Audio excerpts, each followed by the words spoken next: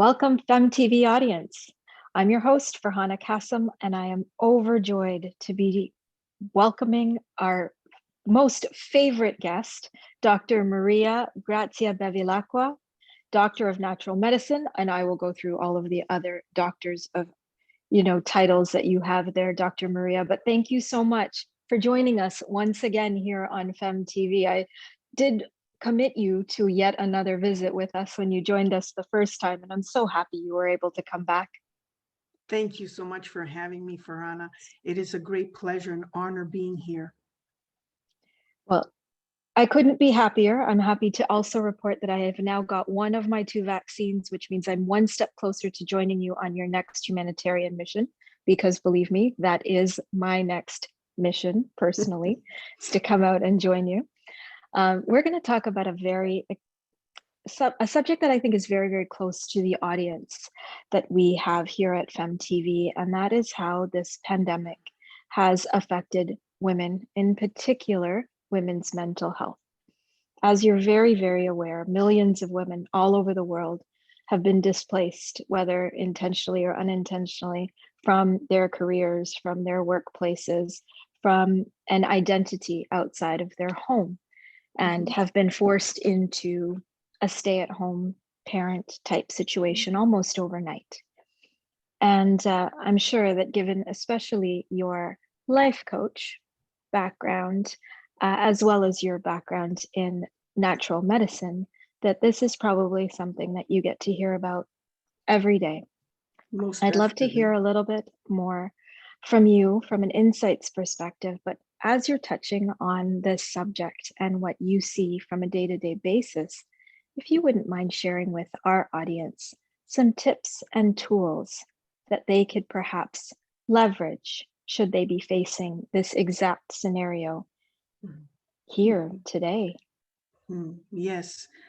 Well, this is one of the things I want to bring to your attention, Farhana, is that, this pandemic has, at some point, not only the illness per se and what it brings, this pandemic in regards to, catching the virus, but also the mental challenges, mental health issues that are surfacing up more and more, because it's not only about the circumstances where people have been taken away from their workforces, from their workplaces.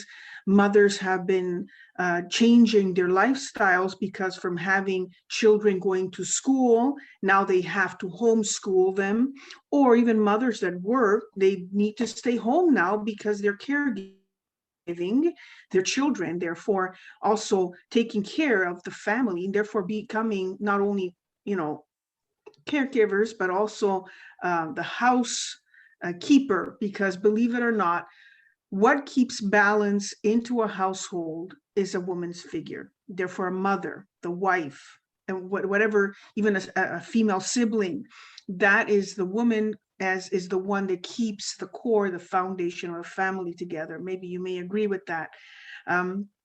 So that is a very high pressure skill that us women have to have. That, like, it's like being the CEO of the family. Right? So, there's some women that actually have great character, and they can handle all of this, and they can say, I got this, I have no problem. Other women may be in a different scenario where they say, okay, I'm thrown into this situation. I used to have a nanny take care of all of this. Now it's up to me because I have to stay home, and I can't have a nanny come home because of the pandemic, right? So I'm having more and more scenarios where people are calling me, and therefore my whole business, actually, I have to say, my clinic is shifting more into taking care of mental health rather than taking care of natural medicine. So before the pandemic, my business, my practice, my clinic was mostly like about 70% would be natural health, natural medicine remedies, and therefore homeopathy, homotoxicology, orthomolecular nutrition. So all of the practices that I would do in pain management. But now people were not able to come to my clinic. Therefore, they're more than likely saying, listen, I'm going nuts. I need your help. I need someone to talk to. So if I may start getting into conversations of a few tips on what to do. Are you ready for that conversation?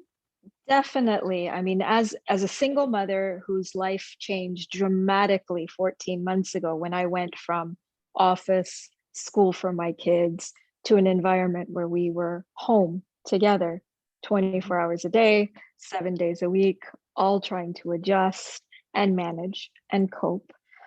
I could personally use some of those tips and tools, and I know our audience relates. Please, I'm going to turn it back over to you. Awesome. So let's start with one thing, okay? Acknowledge the change, okay? One of the most important things is to acknowledge that it's beyond your power or anyone else's power. So it's not up to your boss, it's not up to you. It's just that the circumstances for you to be safe and therefore to be in a space where you avoid getting sick. Therefore, that's why it's called a pandemic. The measure of security or safety is to stay at home. Okay, so we need to acknowledge that that is one of the security systems. However, what we need to acknowledge also is that, of course, you can't do what you need to do, what you were doing before. Therefore, there's things that need to be implemented. And the first thing that needs to be implemented are rules. Household rules. I know as a single mom myself too. I was a single mom.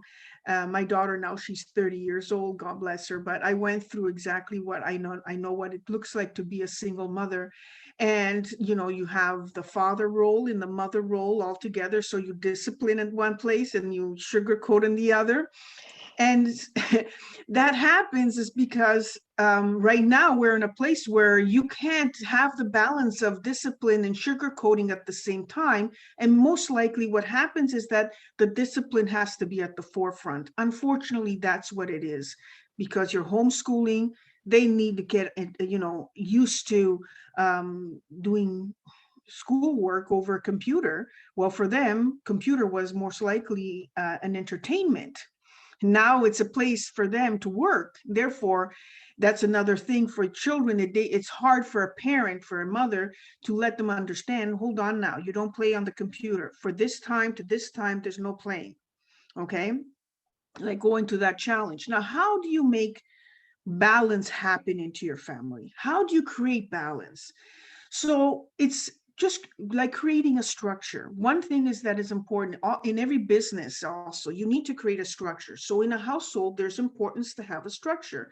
So you wake up at this time of the morning, and you create that structure together with your children, involving your children and letting them understand, listen, this is when school starts, therefore online, this is the time we need to be online. So before you get online, this is what needs to be done. So together you involve your children in creating a structure so that they can say, listen, I like to put this into this space, this time slot. I like to put that into this time slot. Or maybe, you know what, I'd like to watch a movie in this time frame. So you can create that with your children, get them involved and letting them understand the importance of a structure in a household. Okay, just like the way we tell them, to keep their room tidy and eventually their chores that they have at home. Also the structure for them to understand that it's important that we don't live by ourselves, that we have a whole community in the house. Therefore also respecting the indoor voice, right? So those are all things. But let's go back to the mother. God bless the mothers. All right. So why I'm saying this is that what is important to understand is that as mothers, as women, we come first. If we're not well, no one is well in the household. So if the mindset that you have is a stressed mindset, or therefore an overthinking or worried mindset, that's what you're going to emanate. In the last conversation that we had, remember I spoke about that we are made of energy? Yes. Remember that conversation? Very well, So, yes. yes, so we emanate frequencies, and if you are agitated and you're worried, you don't really need to say that. Your children pick it up. They know that you're worried, and therefore they start getting into a panic mode themselves too, and saying, if the rock of the house is worried, we are in trouble. Right? So yes, so that is what is important. So the important thing is that your children also understand that you may have not, they need to study from home, but you need to work also from home. There's a structure that needs to put into place, and they have to understand that there are priorities that come into place, and therefore mama needs to work and mama needs to bring the income, and mama needs to be stress-free.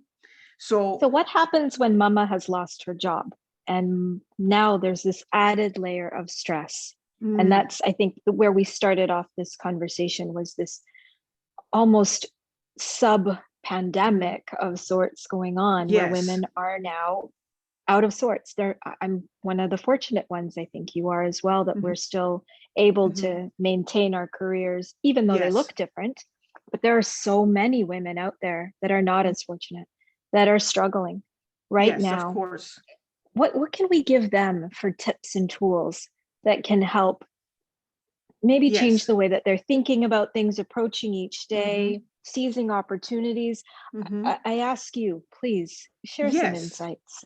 Yes, that's actually a good conversation to have. So I was just about to get into that conversation in regards to how do we manage if we don't have the structure? Like there's nothing to structure because you don't have a job, right?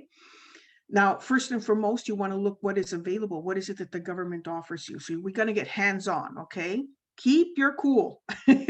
First and foremost, keep your cool, because there's always a way. One thing that we're blessed into is that we are in a country that is filled with opportunities, unlikely the other countries. So you're in a country that takes care of the community.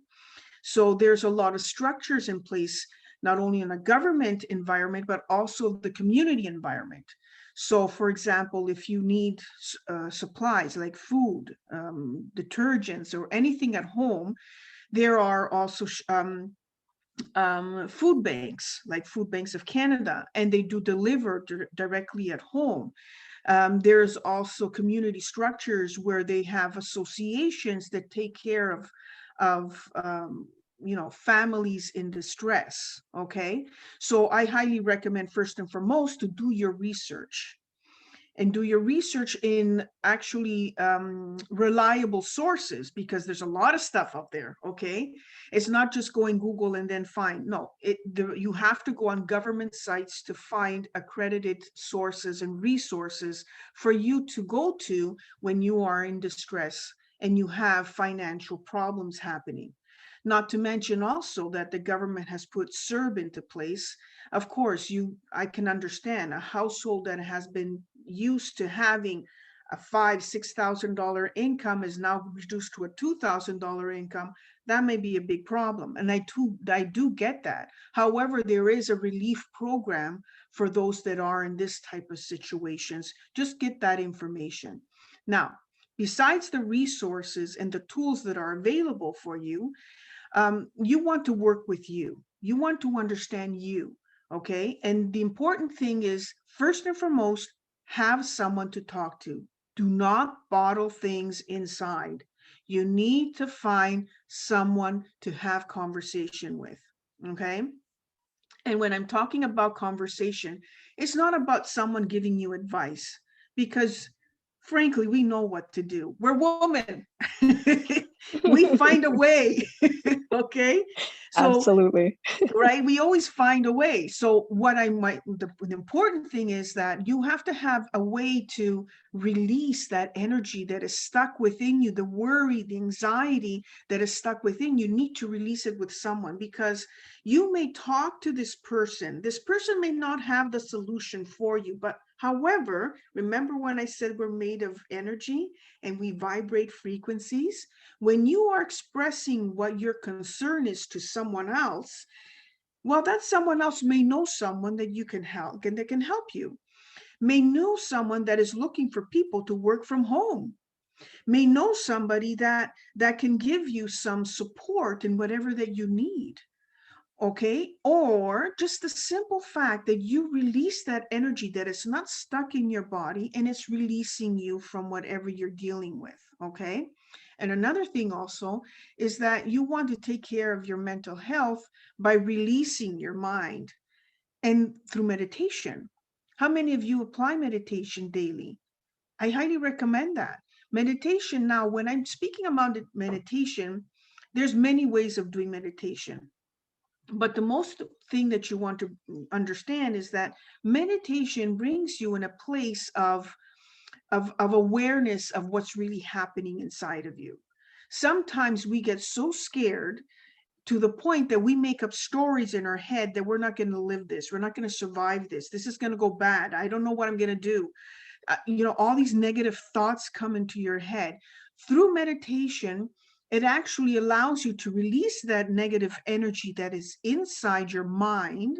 And therefore, once it's released, it allows space for new thoughts to come in that are productive and positive, and allowing you to do what you need to do in regards to finding the solution. Now, the frequencies, as I said, we vibrate and we emanate frequencies in order for us to stay balanced. Now, meditation sometimes may not be for everyone. Sometimes you may not even have the environment for doing meditation, and that is okay. But what you can do, you can listen to music, right? We all agree that we have platforms that we can listen to music. And one thing that you can research is a brain frequency platform that allows you to balance the frequencies in your brain. And the frequency that I highly recommend is a 528 hertz frequency that actually helps you calm down your heart, heals your mind, heals your body, and therefore resonates with the DNA structure of your cells. That is the frequency of balance of your DNA structure. So it's a Wow. 528 hertz. I'm writing this down. 528 hertz so that I Yes, can rebalance the energy in my body. I had no exactly. idea this was a thing. This is incredible. So far, we've had some really great tips come out. We've talked about structure. Mhm. We've talked about making yourself a priority. We've talked about taking advantage of resources that may be available in your community through your government or otherwise. And we've talked about meditation, as well as this incredible tip on frequency and regulating your energy, which I cannot wait to try out as soon as we get off this call. Another one thing that I wanted to see if you could help our audience with is the concept of hope. Mm. In a time where we're going in and out of lockdown, you start to feel like you're hopeful. Last summer, for example, patios were open. I think people started to feel like maybe the worst was behind us. And then we had another wave. And now we're in yet another wave. And it's difficult to think about that light at the end of the tunnel, whether that's professionally, whether that's personally, whether that's just getting a break from being in your house with the same people every day. That feeling of hope can often be something that I think people are struggling with, women in particular, women who have had their entire lives already turned upside down, who are just starting to figure out their new normal, but would love some of the old normal as well. How do you help them continue, again, from a mental health perspective, to maintain hope and optimism in challenging times such as these? That is a good question, Farhana. So, maintaining hope. See, there's one thing that we are born with. We're born with free will. It's a God-given gift. It's called free will. You can choose to live with a negative thought, or you can choose to live with a positive thought. You can choose to believe that this is going to end at some point, or you can choose to say, this is never going to end. It's all about a choice. It's important to understand that you are in control of your own thoughts, of your own emotions, and of your own outcomes. So what I bring to your attention is that you want to practice. I don't want to call it wishful thinking, because that's not the case, because we are in there's nothing to wish. It's a pandemic. We can't control, okay? But however, you can actually create in your mind how it's going to look like when it finishes. Therefore, it's going to end at some point. It's not going to stay forever. Every pandemic that we've had in history has ended. It's like the Spanish flu, the scurvy, it all ended, okay? And this is going to end too. It's inevitable. Everything that goes down comes up, and everything that comes up has to come down. There's a law, a universal law, that nothing is forever. There's a cause and there's an effect. And there's a learning cause that we have here. This is the causes for us to learn something from here. The world, it's a global learning here. The world is learning something from this pandemic. It's learning things that we need to respect. For example, our environment. We have to stop using cars when we can avoid to use cars. We need to use more, be more in the open, maybe eat a little bit more healthier, spend less, right? Not be frivolous in our spending. So there's a lot of things that we are learning and how to be more healthy in regards to making health conscious choices in how we interact with people, right? And also in our hygiene in regards to being more healthy and washing our hands and making sure that, we're keeping our distance. Of course, we've had influenza or flu happen every year. It always happens, right? It comes and goes, But we all know that when someone is sick, you avoid staying in their environment because you don't want to get, sick as well. However, what is important is to stay focused and grounded in the understanding that you can choose. You're the one that has everything in control. You can choose to stay healthy with the good health practice, or you can choose to get sick because your mentality is always in a negative state. Because remember, as we have frequencies like the 528 hertz that balances our frequencies, we also have frequencies that unbalance ourselves, and those come from our negative thoughts. You see, when we have a negative thought, that negative thought emanates frequencies to our cellular structure and therefore diminishes also the immune system and weakens the immune system. So we want to pay more attention to what we need to understand is that we need to believe and need to be positive and need to understand that this was inevitable and needed to happen. And we are blessed that we're surviving it. And we can actually learn from it. That's a great lesson for all of us. I know for me, especially, to make sure that I stay positive and keep a good mindset, that will continue to manifest in all other parts of my life and keep me healthy. It's something that I try to practice, but sometimes lose sight of. So thank you for the reminder. I know it'll echo with every woman out there watching this video right now. And Maria, I'm going to ask you a bit of an unusual question here. And this is, if you were one of those women who unexpectedly found yourself out of work and uncertain about the future, what would you do? Thank you for that question. So I've had several times this happen to me, and not only this pandemic, but when I had, and most likely I may have mentioned in the previous one, I'm a survivor. I've had a brain aneurysm, a stroke, and a massive brain surgery, and I'm legally blind as a result of that. And at the time that I got this illness, I had 4 clinics, my house. I was a one woman show. Okay, I didn't have any employees. I didn't make it in time to create a structure for myself where would I be taken out of the picture, my business would be running. So I was in the process of training people to run the business and to run the clinics, okay? Unfortunately, one morning I woke up and that was it. Overnight, Oh, I lost everything. wow. Okay, I've lost my house. I lost my clinics. I lost my independence. It took me 4 months to get off of my deathbed. So if there's someone that understands the rug pulled out from under your feet and your head hanging on the wall, yeah.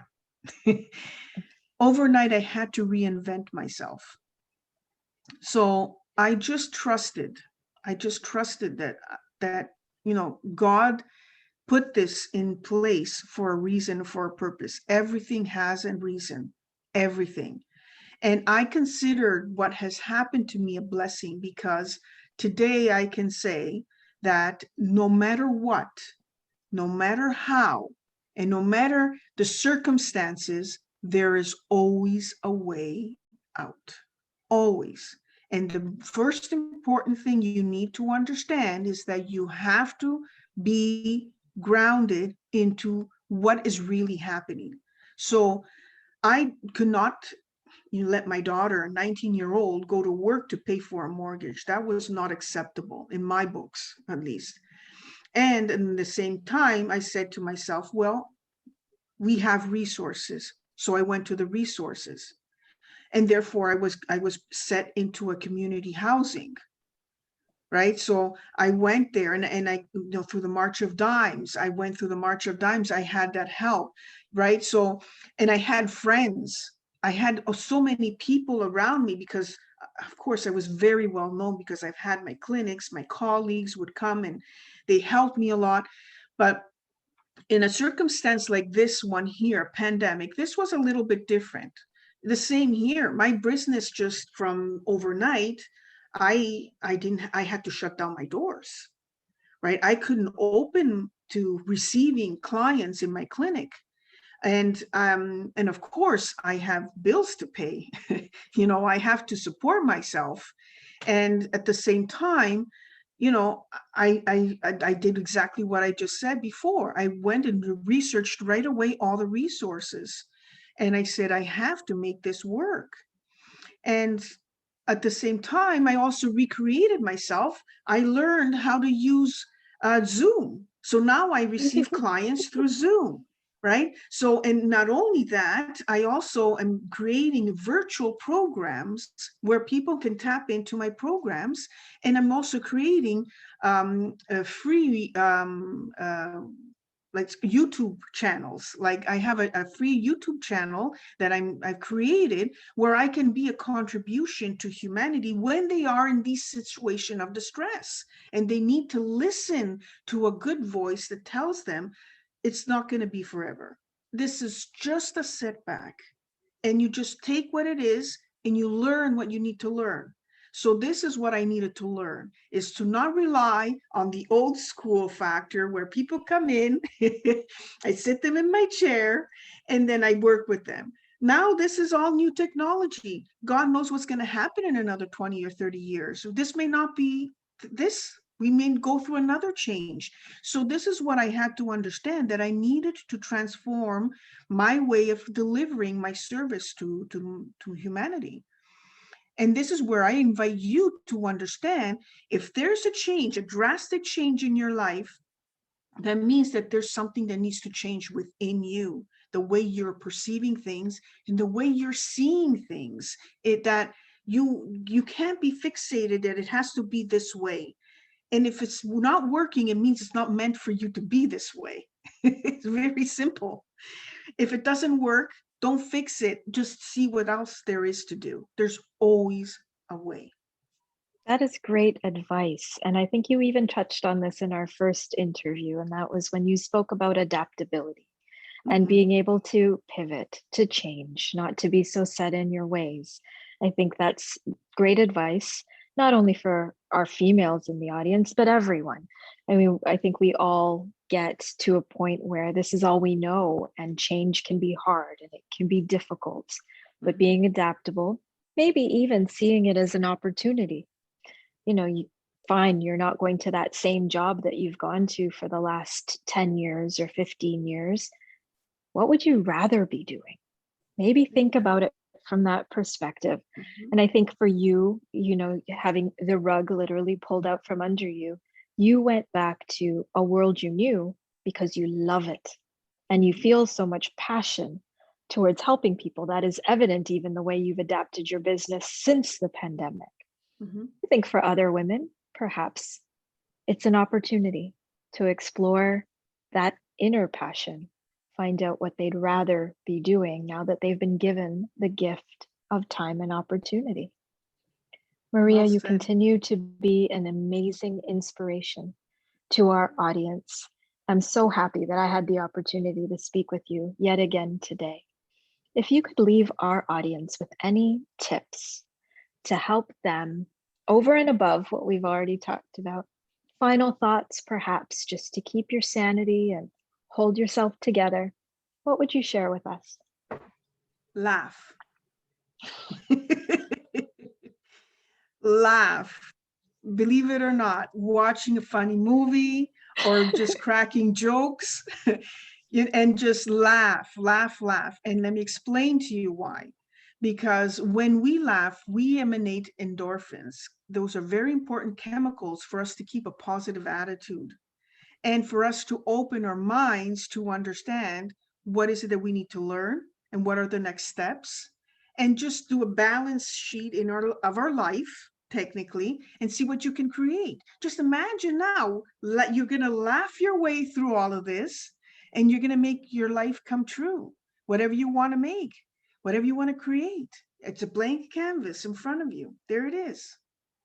That is the best advice ever. My name means happiness. So this is how I live my universe is all about laughter and smiling. So I'm just so happy that that's the last point you left us with. Thank you so much for that. Dr. Maria, it is truly an honor to have you in our FEMME world. And for me personally, thank you so much for taking yet another hour out of your life to speak with us and our audience. We're very fortunate to have you. It was a great honor and pleasure, and thank you for having me again. FEMME audience, for more information on Dr. Maria, please visit her at soulnatomy.com or ohmnaturalhealing.com. The links will be posted on our page. Until our next episode, take good care.